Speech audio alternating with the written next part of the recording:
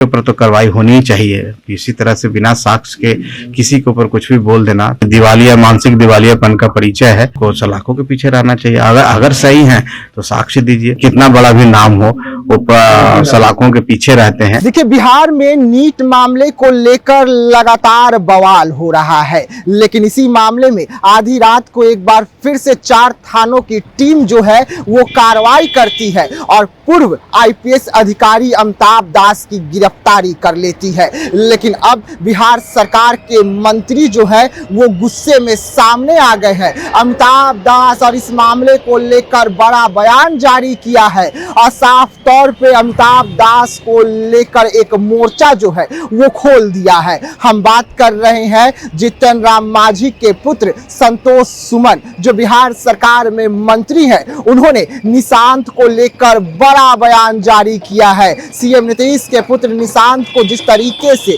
बिहार में बदनाम किया जा रहा था और आईपीएस अधिकारी, जो पूर्व आईपीएस अधिकारी अमिताभ दास है, उनके द्वारा पोस्ट किया जा रहा था, उस पर बिहार में कार्रवाई जो है लगातार हो रही है। वैसे में क्या कुछ कहते हुए नजर आ रहे हैं बिहार सरकार के मंत्री संतोष सुमन। पहले आप उनके पूरे इस बयान को सुने। विपक्ष लॉ एंड ऑर्डर को लेकर सवाल उठा रहा है और दिवाली घटना को लेकर सियासत हो रही है। कहा जा रहा है बिहार में बेटियां महिलाएं।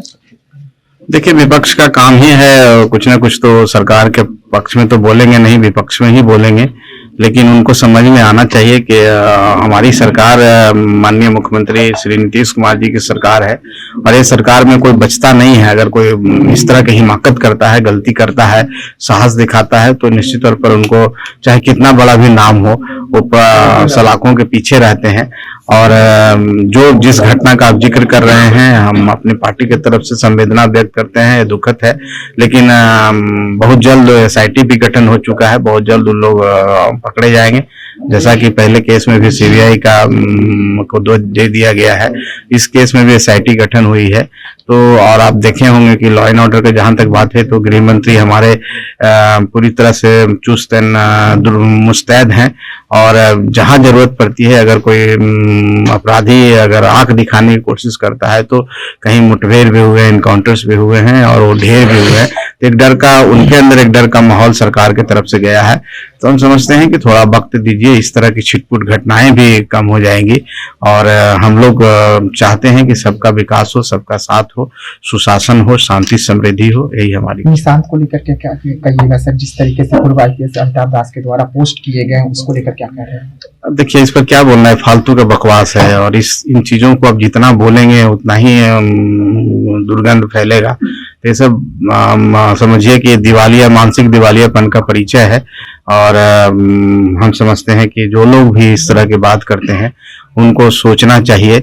किसी व्यक्ति को, जो व्यक्ति सब समाज में रहने वाला हो, चाहे आप हो चाहे हम हो, कोई व्यक्ति कहीं से किसी की नींद टूटती है, कुछ भी बोल दे, तो हम समझते हैं कि अगर संविधान ने आपको बोलने का अधिकार दिया है, इसका ये मतलब नहीं है कि आप किसी के उसके अधिकारों का हनन करें। तो ये अधिकार फंडामेंटल राइट टू स्पीच का भी हनन है। तो उनके ऊपर तो कार्रवाई होनी ही चाहिए। इसी तरह से बिना साक्ष्य के किसी के ऊपर कुछ भी बोल देना तो या तो वो उनको दूसरे जगह रहना चाहिए जहां पर वो सही स्थान है उनका, या फिर उनको सलाखों के पीछे रहना चाहिए। अगर सही है तो साक्ष्य दीजिए।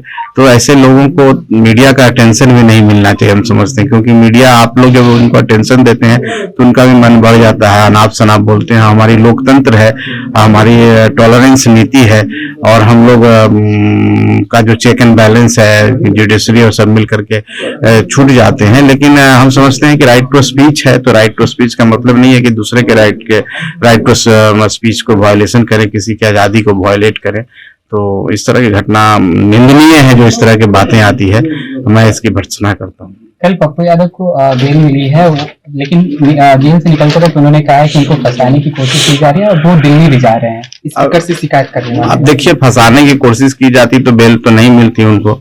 अब जिस तरह पुराना केस था, 31 साल पुराना केस था, उसमें बेल टूटा हुआ, तो उसमें फंसाने वाली कौन सी बात है?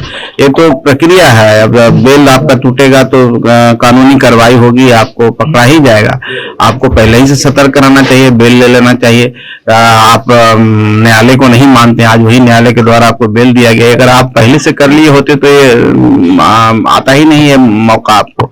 तो ये सब बातें फालतू की बात है, इसमें किसी का कोई दोष नहीं है, उनका ही दोष है।